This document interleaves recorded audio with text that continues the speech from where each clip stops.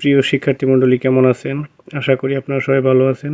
দেশ বিদেশ থেকে যারা আমাদের ইউটিউব চ্যানেল দেখছেন তাদেরকে জানাই আমাদের চ্যানেলের পক্ষ থেকে অসংখ্য ধন্যবাদ। যারা আমাদের চ্যানেলটি এখনও সাবস্ক্রাইব করেননি আপনারা সাবস্ক্রাইব করে আমাদের সাথে থাকুন, এবং যারা ইতিমধ্যে সাবস্ক্রাইব করেছেন তাদেরকে জানাই আমাদের ইউটিউব চ্যানেল অ্যাকাউন্টিং টিপস বক্সের পক্ষ থেকে অসংখ্য ধন্যবাদ এবং শুভেচ্ছা।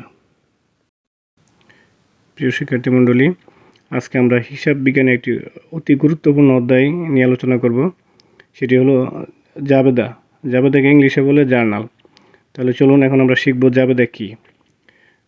জাবেদা শব্দের উৎপত্তি ফরাসি শব্দ যার শব্দ হতে, যার অর্থ দিন বা দিবস। জাবেদাকে হিসাবের প্রাথমিক বই বা সহকারী বই বা খসড়া বই বলা হয়। জাবেদা মূলত হিসাবের প্রাথমিক বই বা খসড়া বই হিসেবেই পরিচিত। এখন আমরা শিখব জাবেদা কাকে বলে। কোনো লেনদেন সংগঠিত হওয়ার পর তার সমান অঙ্কের ডেবিট ও ক্রেডিট বিশ্লেষণ করে তারিখের ক্রমানুসারে সংক্ষিপ্ত ব্যাখ্যা সহকারে প্রাথমিকভাবে যে হিসাবের বইতে লিপিবদ্ধ করা হয় তাকে জাবেদা বলে।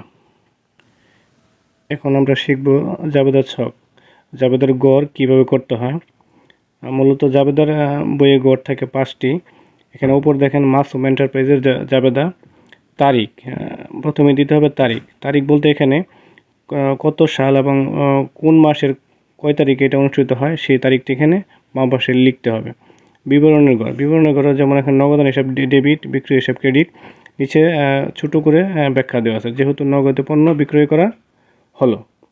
এখন খতিয়ান পৃষ্ঠা, খতিয়ান পৃষ্ঠা জিনিসটা এখানে অনেকেই ভুল করে থাকে, এই জিনিসটা অনেকেই হয়তো জানা থাকে না।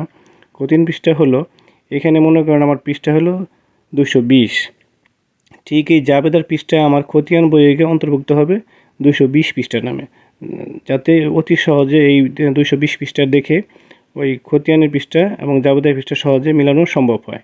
ডেবিট টাকা, ডেবিট টাকা এখানে 20,000 টাকা, ঠিক তার সমপরিমাণ ক্রেডিট 20,000 টাকা অন্তর্ভুক্ত করা হয়েছে। আশা করি জাবেদার গড়টি অতি সহজে সবাই বুঝতে পারছেন। যাই হোক, আমি আবার রিভিউ করতেছি। জাবেদার ছক, জাবেদার বইয়ে মূলত 5টি গড় থাকে। উপরে থাকে কোম্পানির নাম, যেমন মাসুম এন্টারপ্রাইজের জাবেদা। বাম পাশে থাকবে প্রথমেই তারিখ। এখানে তারিখ বলতে কোন তারিখে লেনদেনটি সংগঠিত হয়েছে। এখানে যেমন 2021 সালের জানুয়ারি 10 তারিখে লেনদেনটি সম্পন্ন হয়েছে। বিবরণ, বিবরণের ঘরে এখানে বিস্তারিত তথ্য উল্লেখ থাকবে, যেমন নগদান হিসাব ডেবিট, আমার নগদ টাকা আসলে ডেবিট হয়, চলে গেলে ক্রেডিট হয়।